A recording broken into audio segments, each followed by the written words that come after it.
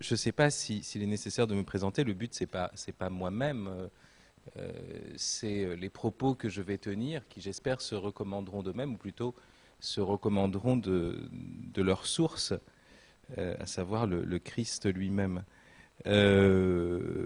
Pour ma part, qu'est-ce que je pourrais ajouter? Peut-être une chose qui est essentielle, qu'on oublie parfois, c'est que je suis père de 5 enfants et que j'attends le 6e.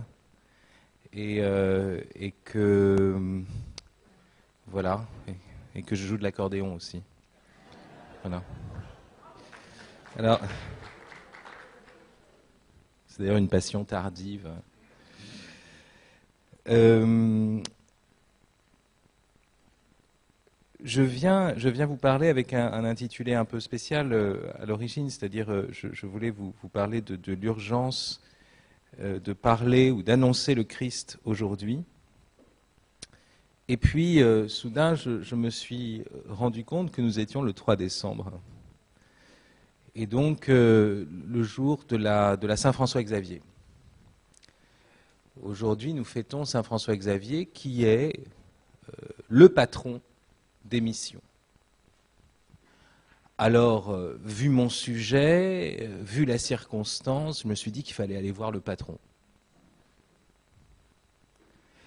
Et par chance, ça m'est venu hier l'idée, hein. Par chance, le bréviaire, je ne sais pas si vous pratiquez la liturgie des heures, qui est recommandée, vous savez, par l'Église, même pour les laïcs.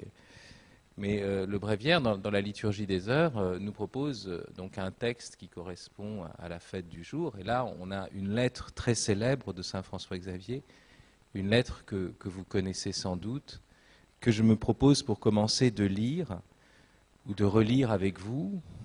Et tout ce que je vais dire va s'inspirer de cette lettre et des différents points que l'on va y trouver, surtout d'un passage central, qui est un des passages les plus célèbres de la correspondance de François-Xavier. Juste par parenthèse, puisque ça sera la seule partie de présentation, si vous voulez, que je rajouterai, c'est que j'ai commencé à écrire des pièces de théâtre suite à une commande des jésuites. Enfin, en réalité, derrière la commande des jésuites, il y a mon mariage, parce que j'ai épousé une comédienne. Et puis, il y a eu cette commande des jésuites pour l'anniversaire, un anniversaire de saint François-Xavier.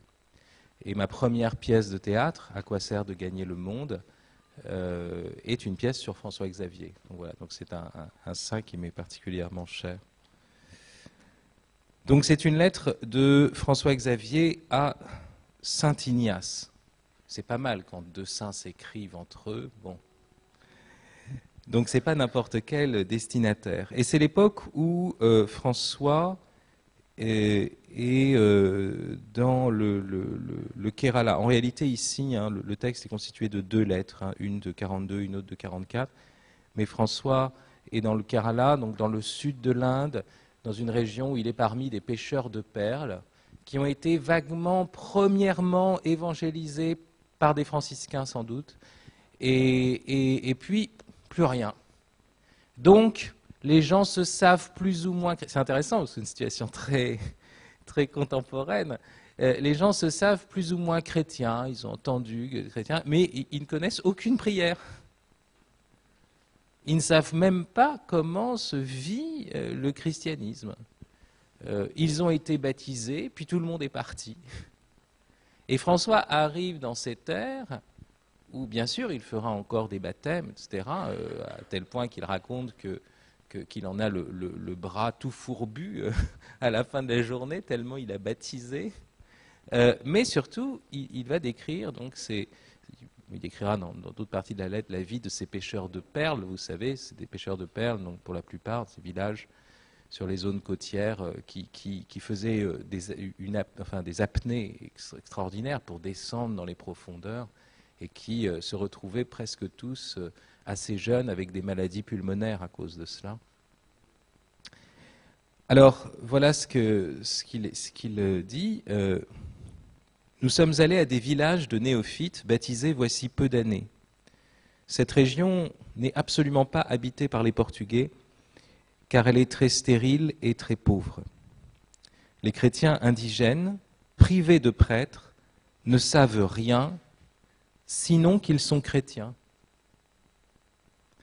Il n'y a personne pour leur célébrer les sacrements, personne pour leur enseigner le symbole, le pater, l'Ave Maria, ni les commandements de Dieu.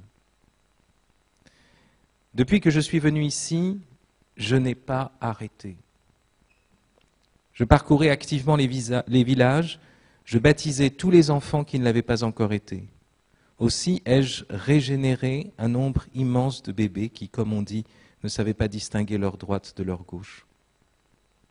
Quant aux enfants, ils ne me laissaient ni réciter l'office divin, ni manger, ni me reposer, tant que je ne leur avais pas enseigné une prière.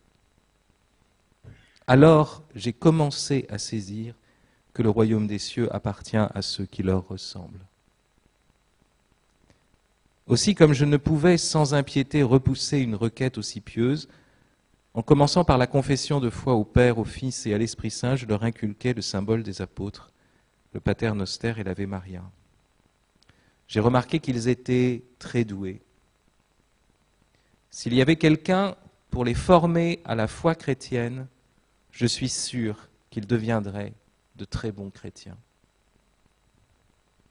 Dans ce pays, quantité de gens ne sont pas chrétiens uniquement parce qu'il n'y a personne aujourd'hui pour en faire des chrétiens. J'ai très souvent eu l'idée de parcourir toutes les universités d'Europe, et d'abord celle de Paris, pour hurler partout d'une manière folle et pousser ceux qui ont plus de doctrine que de charité en leur disant, hélas, quel nombre énorme d'âmes exclues du ciel par votre faute s'engouffrent dans l'enfer.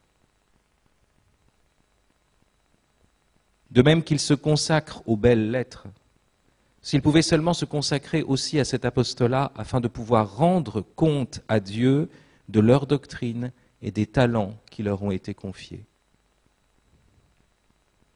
Beaucoup d'entre eux, bouleversés par cette pensée, aidés par la méditation des choses divines, s'entraîneraient à écouter ce que le Seigneur dit en eux, et en rejetant leurs ambitions et leurs affaires humaines, ils se soumettraient tout entier définitivement à la volonté et au décret de Dieu. Oui, ils crieraient du fond du cœur, « Seigneur, me voici, que veux-tu que je fasse?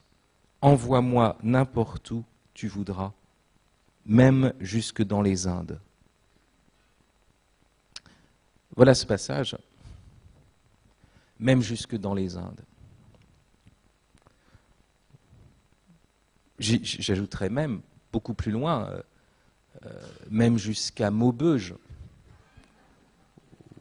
ou jusqu'à Brie-Contrebert.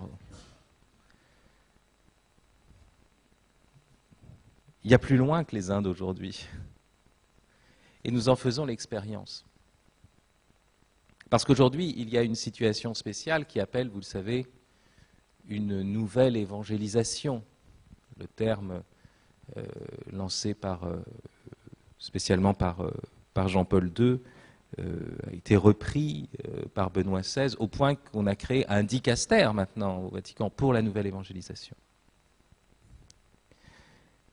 Et quel est le sens de cette nouvelle évangélisation? Quel est un des aspects, en tout cas, de cette nouvelle évangélisation?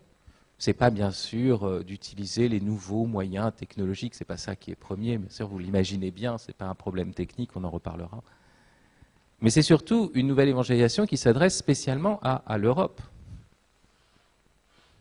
Et c'est curieux parce qu'on a l'impression qu'elle doit déjà avoir lieu à l'époque de François Xavier, puisqu'il faudrait parcourir les universités pour leur rappeler ce qu'ils doivent faire. Sauf qu'aujourd'hui, on est dans une situation très spéciale. Ce qui est le propre de la nouvelle évangélisation, c'est qu'on s'adresse à des personnes, un peu comme ces pêcheurs de perles, mais dans une situation encore plus radicale d'ignorance, pourrait-on dire, déchristianisées. C'est plus difficile d'annoncer la bonne nouvelle à des gens déchristianisés qu'à des gens qui ignoreraient tout du christianisme. Vous seriez face à un païen pur et simple, face à un pygmée, que d'une certaine façon, les choses seraient plus faciles. Qu'est-ce qui se passe avec un monde déchristianisé? C'est que les gens croient déjà savoir ce dont il s'agit. Et quand on croit savoir alors qu'on ne sait pas, c'est la pire des ignorances. Parce qu'on ne va pas chercher. Si vous savez que vous ignorez, vous vous mettez en recherche. Mais si vous ignorez que vous ignorez, et donc si vous croyez savoir, eh bien à ce moment-là, le préjugé l'emporte et vous n'allez pas vous mettre en recherche. Vous pensez déjà savoir ce qu'il en est du Christ, de l'Église. Et c'est ce qui se passe, bien sûr, en Europe, et plus spécialement, je dirais, en France. Alors après cette lecture et cette introduction, je voudrais reprendre plusieurs points. Et le premier concerne précisément la question de l'urgence. On sent bien qu'il y a, dans le texte de François Xavier, saint patron des missions, l'idée d'une urgence. Au point qu'il a l'idée de parcourir toutes les universités d'Europe pour susciter des ouvriers pour la moisson. Et c'est la lecture de ce jour, la messe de ce jour. La moisson est abondante, les ouvriers sont peu nombreux. Priez pour que le maître de la moisson envoie des ouvriers. Et donc il y a une urgence. Urgence qui est liée, vous remarquerez, à une confiance. Dans l'Évangile, la moisson est abondante. Est-ce que nous croyons que la moisson est abondante? Ça, c'est un point très important.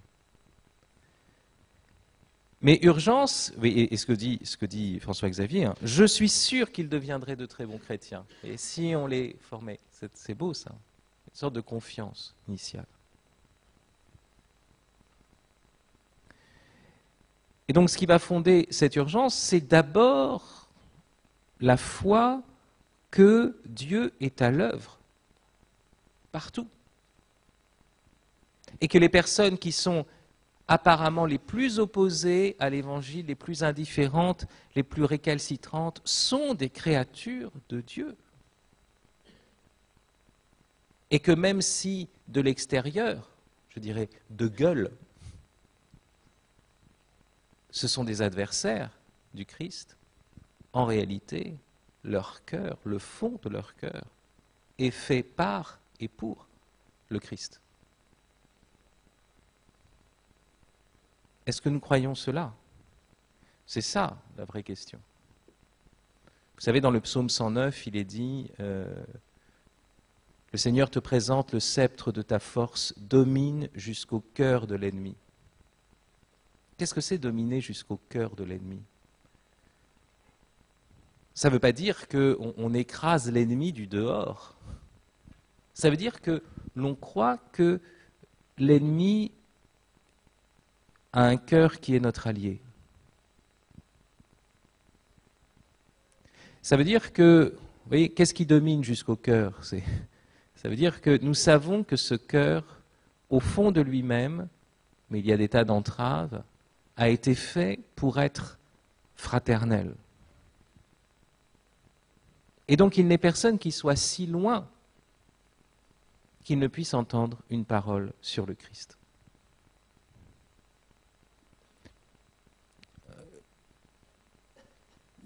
Moi, si je peux vous dire ça avec autant de confiance et de certitude, c'est parce que c'est ce qui m'est arrivé.